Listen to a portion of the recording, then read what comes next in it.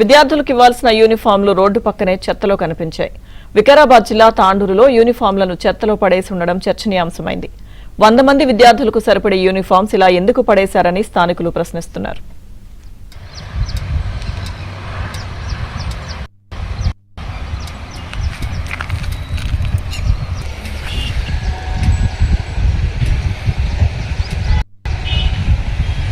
వికారాబాద్ జిల్లా తాండూరులో యూనిఫామ్లను చెత్తలో పడేసి ఉండడం చర్చనీయాంశమైంది. 100 మంది విద్యార్థులకు సరిపడే యూనిఫామ్స్ ఇలా ఎందుకు పడేశారని స్థానికులు ప్రశ్నిస్తున్నారు.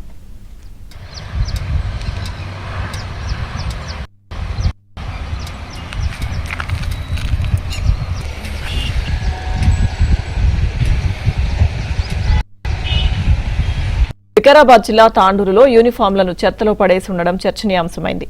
100 మంది విద్యార్థులకు సరిపడే యూనిఫామ్స్ ఇలా ఎందుకు పడేశారని స్థానికులు ప్రశ్నిస్తున్నారు.